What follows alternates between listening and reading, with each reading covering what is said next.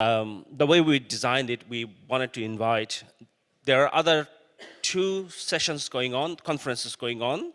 One is the Global Early Warning for All Multi Stakeholder Forum, which happened in the WMO building. And then we had World Resilience Recovery Conference as well, parallel. So we invited the Early Warning Multi Stakeholder Forum and World Resilient Recovery Conference to come and tell us what happened over there as well, because it's a collective effort. So today we have with us Gloria, who will be giving us a 5-minute snapshot in terms of what happened in the Early Warning Multi Stakeholder Forum. Then we have Jamie Cummings, who will be sharing reflection from the 3rd Stakeholder Forum. And I understand they are still in the session, the World Resilient Recovery Conference. So when Sujit speaks, he will also give us a bit of flavor of what happened over there. Yes? So without delay, can I invite Gloria to the podium to tell us what happened in the Early Warning for All Forum. Thank you.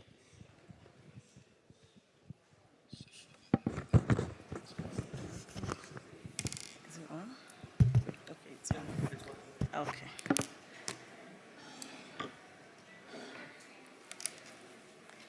I'm beginning to learn to love to tell stories, especially one with happy endings. And today, I'm sharing another story.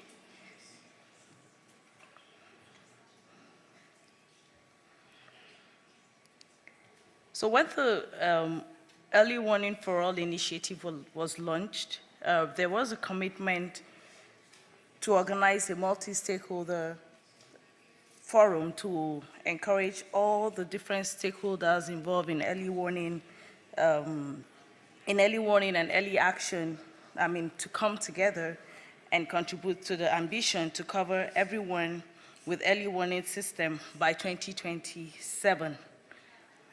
We're all familiar with the slogan, leaving no one behind. So while there have been a number of regional MSF, in the recent months, this is the first ever global multi-stakeholder forum, and it's really been encouraging to hear the perspective of government, civil society organizations. We have people even from communities, the academia and private sector come together. We've heard their different perspectives about early warning systems. I won't be able to summarize all of these discussions that have happened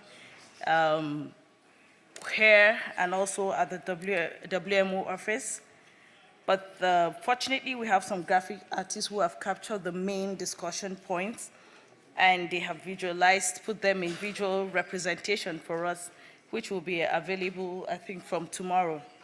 But there are 3 takeaways, and these are the happy endings about this whole stakeholders engagement forum. 1, the Early Warning for All needs to take the whole of society approach, if we want to succeed. So this multi-stakeholder forum needs to be an ongoing process and not just a one-off conversation. We need to have a continuous conversation because disasters are on the increase, and there's need for us to strengthen and put in effective early warning systems. So it's not a one-off discussion. We need to have these discussions in our daily lives, in all of our activities of organizations, and even as individuals. And secondly, of all the different perspectives provided by these different groups, they're all very vital, and this is to ensure effective early warning system. In the last session of the MSF, we talked about this different perspective being, superpowers. I could imagine myself probably with wings, trying to change the world, trying to stop disasters from happening and putting in early warning systems. But we all can have those superpowers if we can, look within our abilities. And these are not weaknesses, but is our strength. We're all voices, and that we are at the table, we're all voices that we can achieve ambitious objectives of early warning for all. And finally, Kamal mentioned that progress against Sendai Framework Target G is currently at amber, and we're expecting that we should have a green. And that's to show you there's a huge gap for us. If we're able to achieve the target G in the Sendai framework, then we could also, all other targets will come in place. And that is why it is very important that we all come together collectively, invest, and ensure that we don't have an amber, but we have a green. So there's a lot for us to do. We need to get together and ensure that we're back on track to meet up with the target by 2030. Isn't this a beautiful story? Thank you. Thank you. Thank you, Gloria. Yes, absolutely. And I think we've also been talking about early warning in our sessions.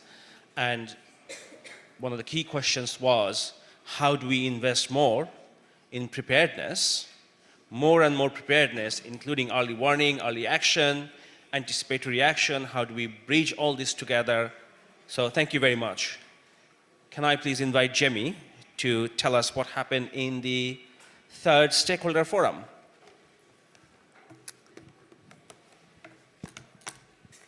Okay, thank you, Tangier, and hello, everyone.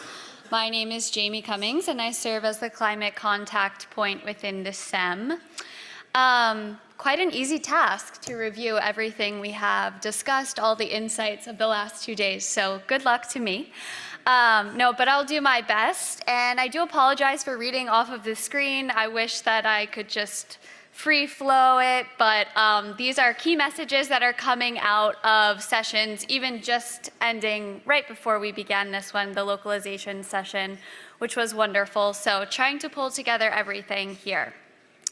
It's hot off the press, as some may say. So as we conclude the stakeholder forum and look ahead to the global platform days which follow, I stand before you not just as a participant and organizers of these fruitful conversations, but as someone who has witnessed firsthand the devastating power of disasters and the urgent need to work together to face them. Last September, Hurricane Helene tore through my hometown of Asheville, North Carolina, and across the beautiful Appalachian region in the United States. In a matter of hours, communities that stood for generations were transformed. I watched neighbors and families step up.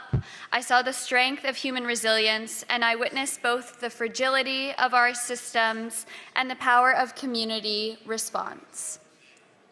That experience has given me a profound appreciation for every conversation that we have had here, every demand we have made, and every partnership we have forged. Over these past few days, our voices have painted a clear picture of the path forward. I'd like to highlight a few key messages here. From our science and technology session, we've learned that the future belongs to fast, flexible, and open source digital infrastructures that empower grassroots volunteers, the very people who are the first responders in my community and when traditional systems fail elsewhere. There are data gaps that we certainly need to fill, and there is funding that we need to fill those data gaps. Finally, we must localize our early warning systems, making them not just accessible, but trusted and actionable at the community level. Our discussions on data and displacement have reminded us that communities must be at the absolute center of our planning and practice. We cannot build resilient societies from the top down alone. We must scale up inclusive, people-centered, anticipatory action that saves lives, prevents displacements, and reduces avoidable losses and damages. The call for breaking down silos has really resonated throughout multiple sessions. Whether integrating disaster risk reduction with climate adaptation, I hosted that session, aligning the Santiago network for loss and damage with local needs, and complementing other frameworks such as the UNFCCC and the Sendai Gender Action Plan for ensuring all of our frameworks speak to each other rather than past each other. Coherence to avoid duplicative efforts is not just efficient, it's essential. From our urban resilience discussions, we've embraced the powerful concept of building forward better, not just back. We cannot simply reconstruct vulnerabilities. We must innovate, include, and ensure that accessibility, particularly for persons with disabilities, enhances accessibility for all. Our intergenerational dialogue has shown us that bottom-up approaches, again, and youth engagement are not optional add-ons. They are fundamental for creating responsive systems that are not just one-off consultations, but meaningful relationships. The energy and insight of young voices must be institutionalized in our leadership structures and decision-making processes. The non-governmental organization working sessions have given us a clear mandate: institutionalize local voice, finance local early action and warning systems, strengthen DRR in conflict zones, and ensure that all development is risk-informed. These are not merely suggestions, they are imperatives from the people working on the ground with NGOs and communities most at risk every day. Our Gender Action Plan discussions have reminded us that women-led organizations are at the forefront of implementing gender action plans, innovating practical solutions, building communication channels in areas with limited technology access, and providing bold leadership despite the structural constraints they face. This session reaffirmed greater coherence across climate, DRR, and gender agendas is non-negotiable. Intersectional data and inclusive participation must move from aspiration to standard practice. Our whole of society sessions have challenged us to go even deeper, to completely shift power directly to marginalized groups, including people with disabilities, youth, older people, and Indigenous communities, just to name a few. We've acknowledged that DRR cannot remain a merely technical exercise. It must tackle the root causes of why hazards become disasters, and it requires bold political action. We've recognized that competition for funding is hindering our progress when cooperation and when it should be an act of cooperation and complementary in guiding our principles. Furthermore, we discussed the importance of embedding DRR within existing cultural frameworks rather than imposing external solutions, honoring the wisdom and knowledge of traditional systems and communities that have developed for generations. In our persons with disability and DRR conversations, we've heard regional updates where major gaps still persist. The key message was not just nothing about us without us, but more broadly, nothing without us, emphasizing the need for meaningful inclusion of persons with disabilities in every stage of every planning process. Underscoring all of this work is the necessity, of course, for scaled finance. Political will must be overcome, and given that persisting gaps exist there, innovative mechanisms, including financial tech, digital assets, and private sector investments can unlock new resources for DRR. These resources need to empower local communities to provide them with autonomy, grow greater capacity, and ensure their participation in decision-making spaces like these. Resilience is an investable and attractive target. If we get the data and the transparency aspects right, there are clear returns on investment, and this needs to be mainstreamed for long-term value. Our communication stakeholders emphasize the need to reimagine the role of media as a frontline partner in disaster preparedness and early warning systems so that they are inclusive and reach every last one of us. The discussion was a critical reminder that when disasters strike, communities don't wait for official alerts. They turn to their trusted local media sources. From radio, which is often the last standing line of communication, from radio and television to WhatsApp groups, media is often the first and most trusted source for life-saving information. To close, I want to share an anecdote of hope from the wreckage of my hometown after Hurricane Helene that embodies the power of community-centered disaster response. When roads were completely washed out and traditional emergency services could not reach isolated families, a local Appalachia mule ranch stepped in with an extraordinary solution. A mule brigade that could traverse the impassable terrain. These dedicated volunteers used mules to deliver life-saving supplies, such as insulin, to families in desperate need when no vehicle could navigate the destroyed mountainous roads. This wasn't just disaster response, but a life-saving effort born from community knowledge, local expertise, and the understanding that communities who know and hold their land the closest contain the key solutions we need most for our modern crises.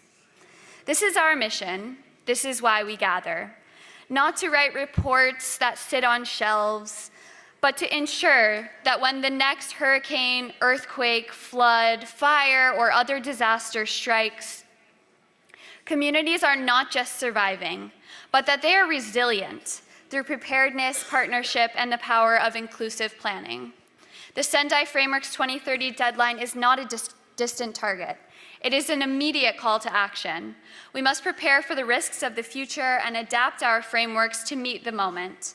We have the tools, we have the knowledge, and most importantly, we have each other.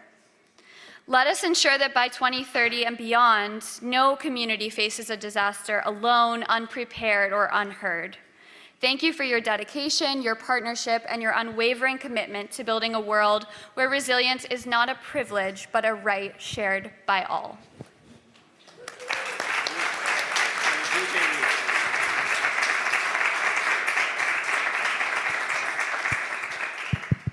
Thank you, Jamie.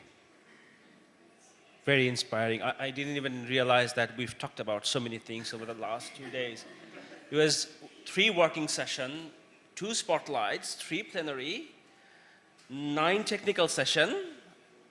So you can imagine how many people, the conversation and all that. And I really want to say thanks to all of us for engaging and sharing knowledge and all that.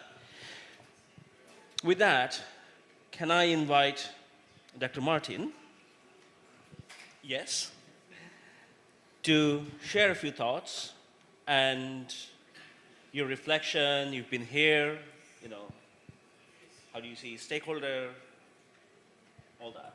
Thank you. Is this working? Yeah. Can you hear me well? Okay. Well, first of all, I would like to echo what you just said. I was certainly not aware of the wealth of the substance of the discussions over the last 1.5 days. This is a plethora of information, but also of assessments and appeals to all of us. What I can try to do is to reflect upon some of the things that have been said and let you know what kind of relevances we see.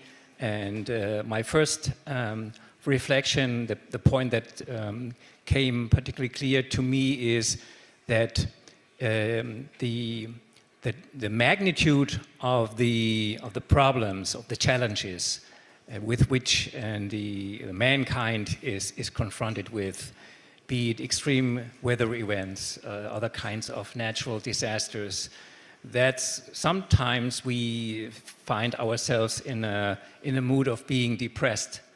But especially the statements that we have just heard, they also express a great deal of confidence and I would say optimism. That, I mean, there was even the reference to the fact that if we see it, we do have a superpower or even superpowers. So let's not get bogged down by the magnitude of the problems. We have to be realistic. We have to see them. We have to reflect upon them. We have to be really aware of them. But there is no need to be frustrated and to stick our heads into the sand. I don't know if that's the right expression, but to be, how should I say, professionally optimistic, to rely on the strength of collective work.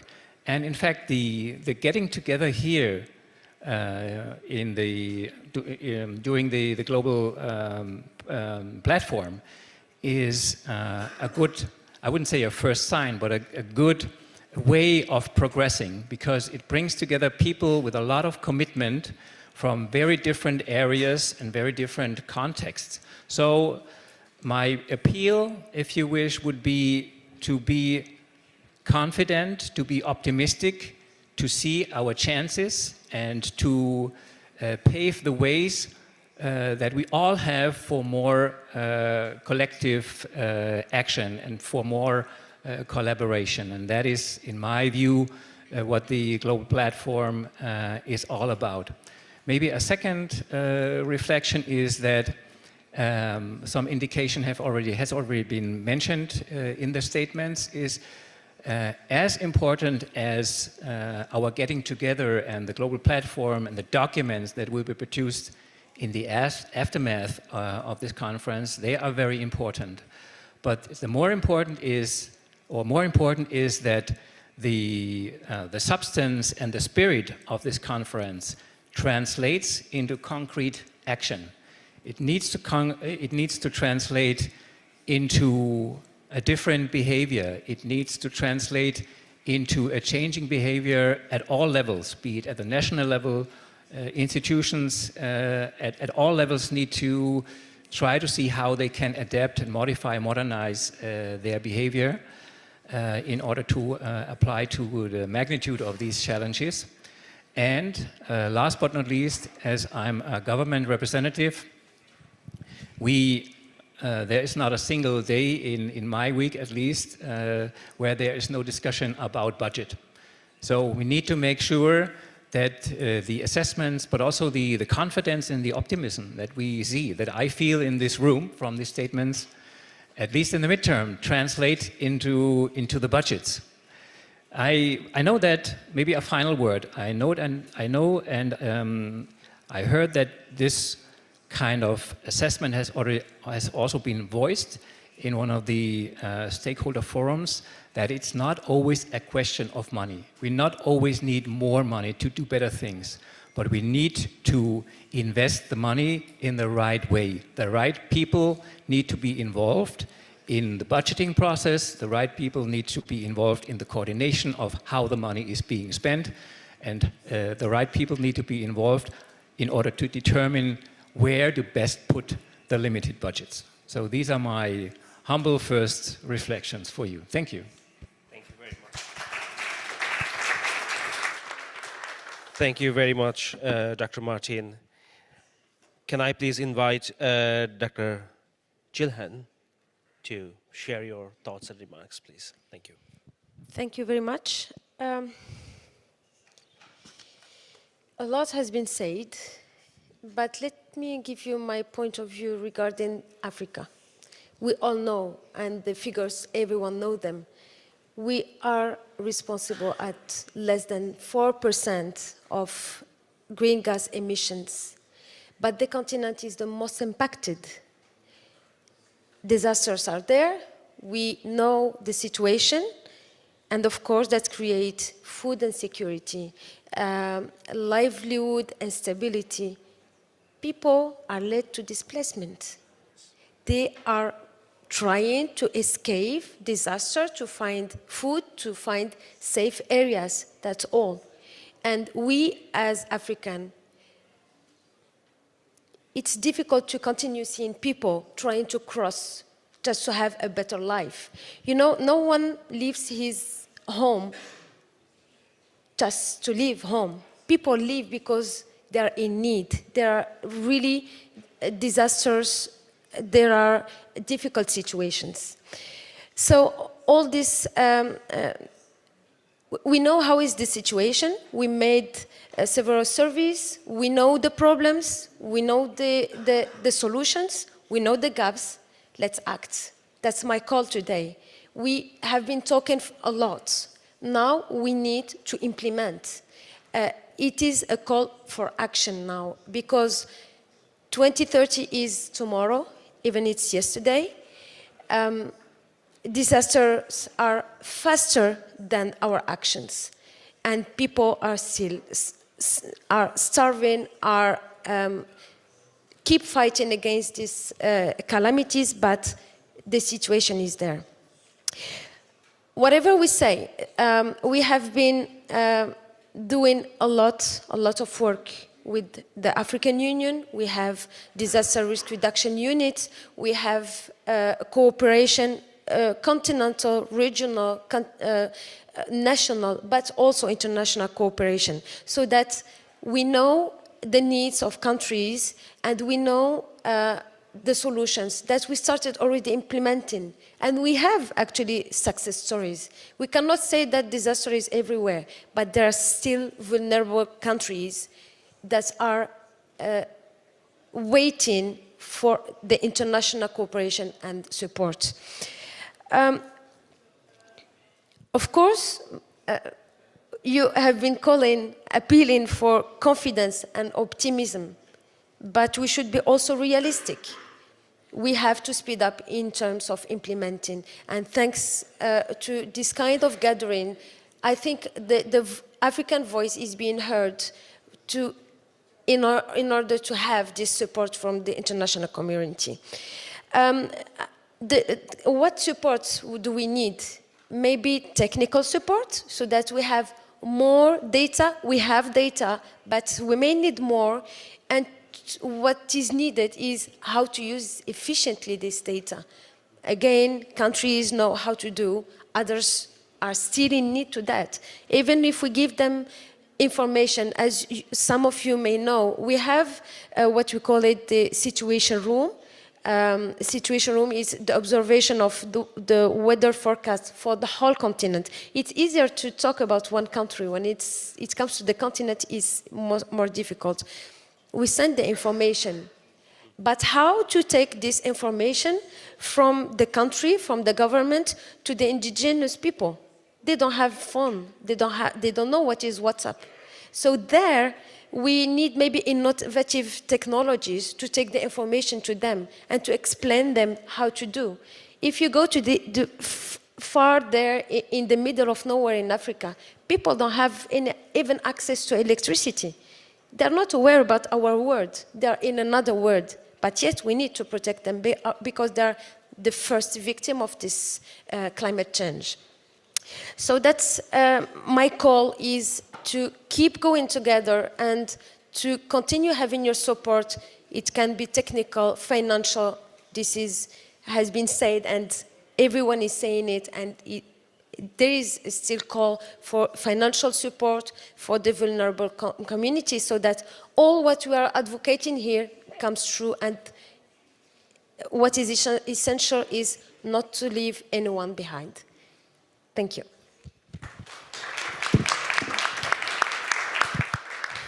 Thank you very much. I remember I was deployed in Somaliland for a month for the Horn of Africa crisis. And what you were saying in reaching out to people, in some of the places we couldn't even go, right? And the cross-border displacement and all that. I come from South Asia, but when I went there, it's a complete different context. Some of us didn't know what to do. So thank you very much for focusing on that, and be realistic. Completely agreeing with you. Thank you. Sujit. Thank you, Tanzir. And it's really, it's always inspiring to be here with colleagues, with the stakeholders, and after hearing all the great inputs from the report back of the sessions, from our colleagues here, I think it's. I'm not adding probably much, but I just want to say something, which I have been engaged with the stakeholder groups from so long, that I really see the commitment and then the inspiring nature of your work is really commendable.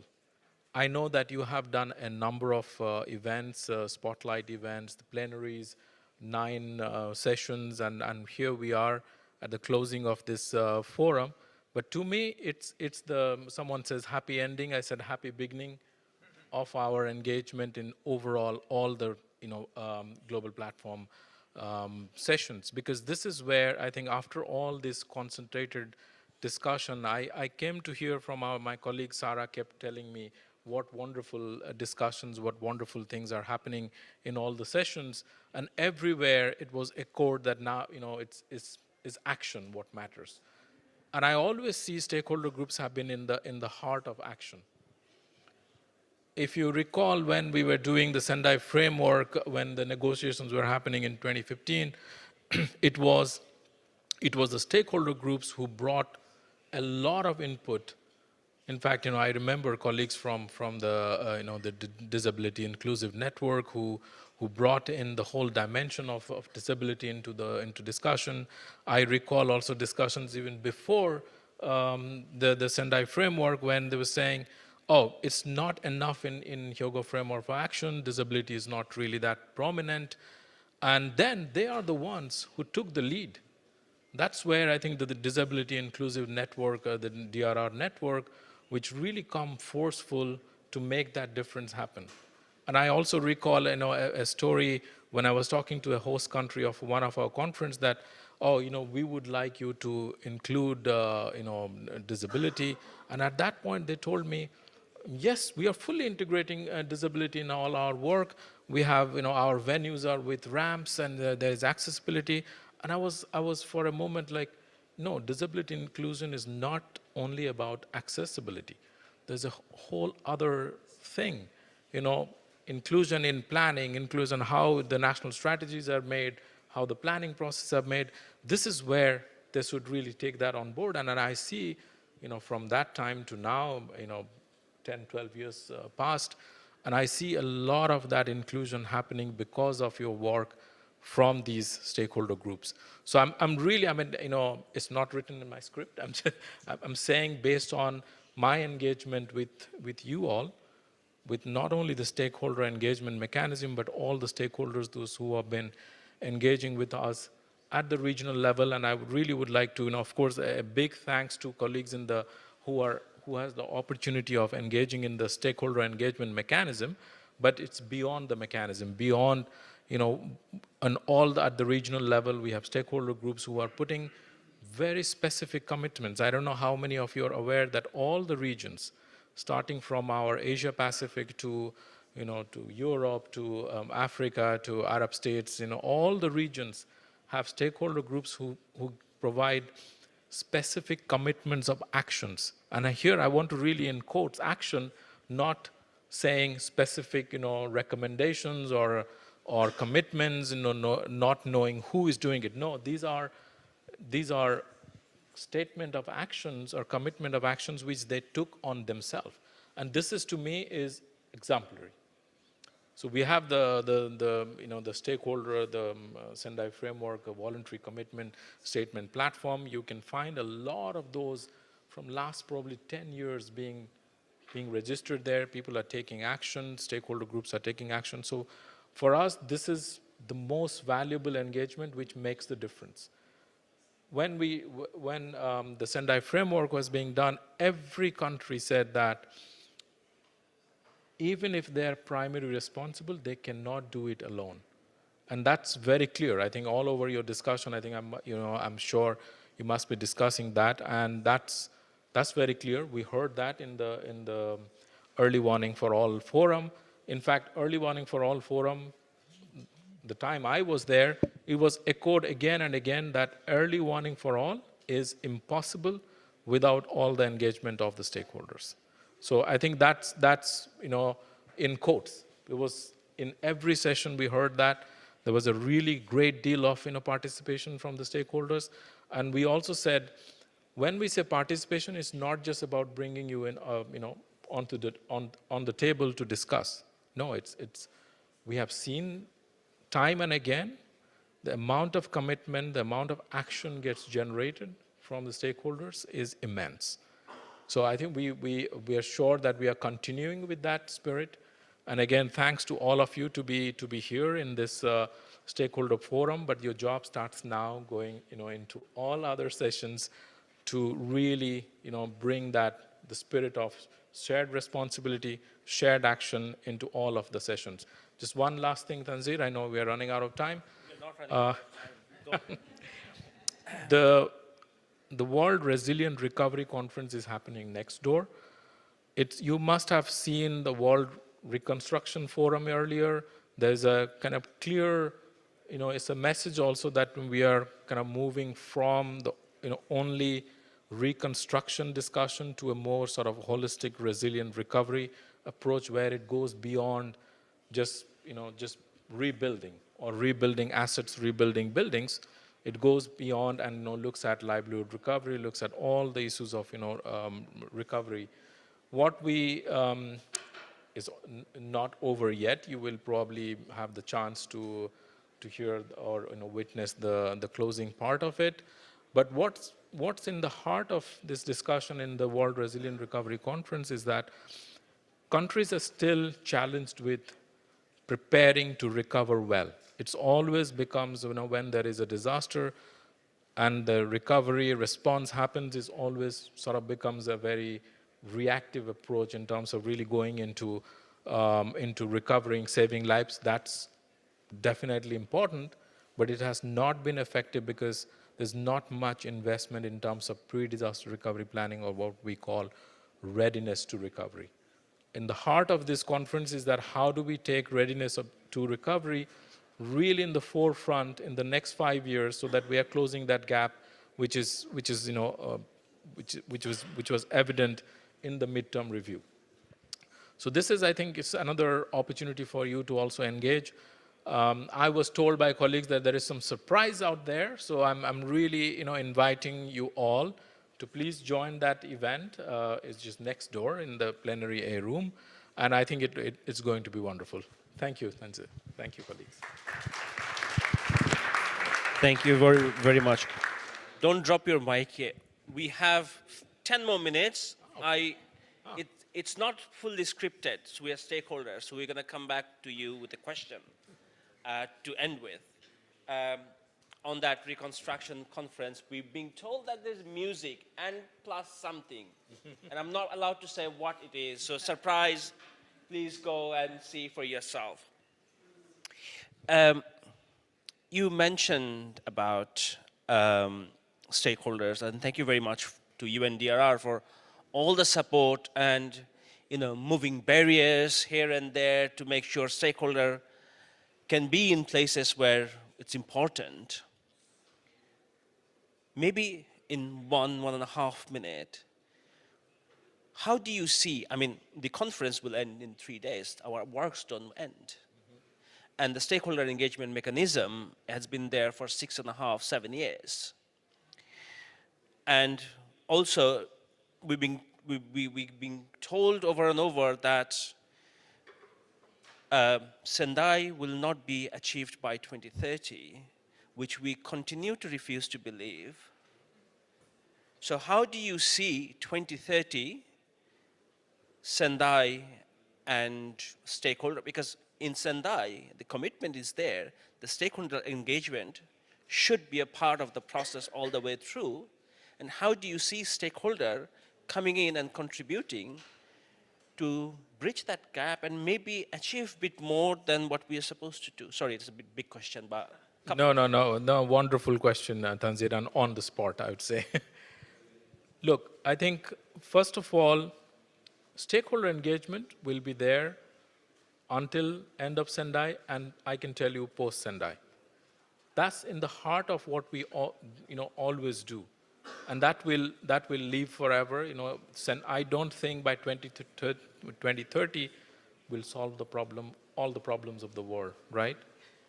We will continue. We'll continue post Sendai. We don't know what exactly would be the exact structure and all, but this will continue, this journey. And I must say that you don't believe that we will be able to achieve Sendai targets by 2030. I also don't believe that we will not achieve. I used to believe that we will Yes. not be. So this is where we cannot take it for granted or take say, okay, we can't achieve it. The day we say we can't achieve it, I think that day we are done. We will not put that effort. It's really clearly evident that there are gaps, but the targets, Sendai targets, are achievable. Having said that, we know that Sendai target, Sendai framework, which is ending at 2030, doesn't mean that the job is over. The job continues, as I said. And so this is where I think we keep strengthening our engagement. We keep strengthening this partnership, which is already flourishing, but I think we can do more. I don't believe that we have done enough. We can do more, and that's what I believe, as UNDRR, as an individual, as a person, Sujit. But I believe that, that the stakeholder groups will continue, and we will continue that engagement with you. Maybe much bigger, better, or I don't know how it is going to be shaped, but this is a continuous journey which we are with you, and we will continue to be with you. Thank you very much. Dr. Zilhan, similar question. How do you see stakeholder engaging in Africa to help you, challenge some of the barriers or, help African Union to do better in preparedness, disaster preparedness? Yeah, the stakeholders' contribution is very essential for us to implement. There are two levels. There is the African Union level, the head of states and policy level, where we have strong instruments based on the Sendai framework, where we are having all what has been said, all the preparation, the preparedness and response to disasters is there. Many countries have implemented this. And now I come to the second level. I mean, at the first level, everyone is convinced that that's what we have to do.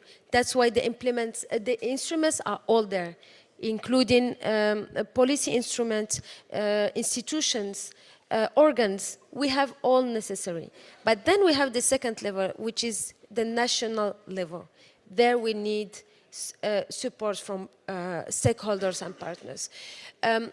As I said, some countries have implemented this instrument within their policies as mandatory.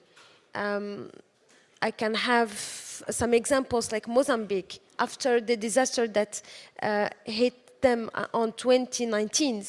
Now the preparation is much stronger than what they used to have because they experienced this disaster.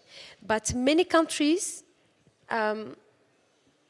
still don't have anything in their policies. There we need the support. Even if we support them in getting the information, that's what I mentioned earlier today. They have the information, they don't know what to do with it. We can explain to them how to use the data for policy making, and then again, they need the support, technical support on how to use it and how to implement it on the field, how to explain it and take it to the population, how to raise awareness amongst the population to how to react to this preparedness, to the response. It's really a global program, but there every stakeholder can intervene in the correct or the relevant parts where they can support countries. Again, we can differentiate between disasters. There are, for instance, desertification that is very important and becoming more and more important and impacting some areas where they were not experiencing this desertification. There are other countries experiencing earthquakes, floods, tsunamis, etc. Here I can see the collaboration between some stakeholders, or it can be UN, it can be direct collaboration with countries, depending on their knowledge. There are big knowledge, and I'm aware of that, where we can have bilateral support. And here I think that the added value of the stakeholders can be really felt on the field. Without these concrete actions, nothing will change. And as you said, 2030 is tomorrow. And some countries have even didn't started working on that because of conflicts, because of many situations. Yeah. Thank you very much. Dr. Martin, you've been German government has been one of the biggest supporter of both disaster risk reduction and stakeholder engagement. How do you see beyond the conference? I mean, Sujit already mentioned, but how do you see beyond the conference stakeholder engagement can do better and your continuous support? How do you see that 2030? Well, what has been said is that 2030 is just around the corner, which is true in a way, but it still gives us some time, a couple of years. And the German government is determined and inclined to use that couple of years to, at least continue our support for the stakeholder engagement mechanism. We are one of the key supporters of the mechanism for quite some time already. And that was a deliberate decision because, and that has become clear, I think, from the debate, the relevance of stakeholders and stakeholder engagement in processes to improve the resilience of communities cannot be overestimated. That's for sure. So that, and that is clear evidence. And in Germany, we, at the moment, especially in the arena of development cooperation, where we came under pressure, is it needed? We have a budget crisis, so we were under pressure to find arguments that could demonstrate that it is a clever investment to even spend more money into a long-term development cooperation. And a very good argument, if you are under argumentative pressure, is that you can present evidence. And I think the involvement of stakeholders, especially from the local level, it does show that the engagement of the people on the ground, it does make a difference. It makes our measures more inclusive, more resilient, and at the end of the day, more sustainable.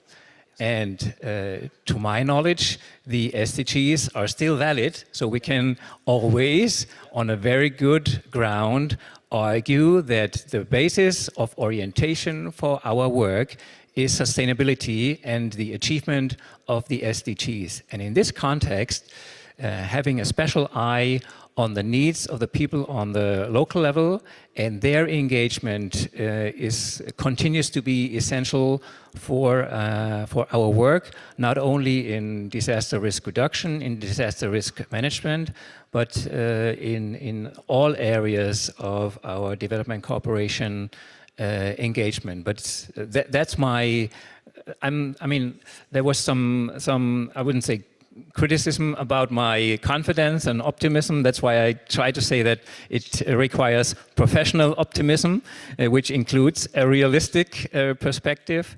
But as a guiding principle, to be confident in the knowledge that you know which groups and areas and levels to support gives you also a strong argumentative basis for continuing your work. And the support for the stakeholder engagement mechanism and our perception on and our assessment on the relevance of the stakeholders on the local level, that will certainly continue. So be assured that we will continue to be a valid and hopefully constructive and strong partner in that business. Thank you very much. Can we have a big hand to all the panel members? Dr. Martin, Dr. Zilhan, Sujit, thank you for joining. I will not make a speech. It's not for the time. Rather, we will take that 5 minutes to go wherever you need to go next, self-care. Over the next, I'm a big believer of self-care. Yeah? We work in the development sector, the humanitarian sector. We need to spend time on ourselves as well. With that, I just want to say thank you very much to all SEM AG members. AG members, just raise your hand. AG members, yay! So they are the advisory group who made this 2-day possible. Thank you for your all hard work. And let's continue to engage over the next 3 days. We still have 3 days. And the opening, and don't forget the reception today. We'll see you there. Thank you very much.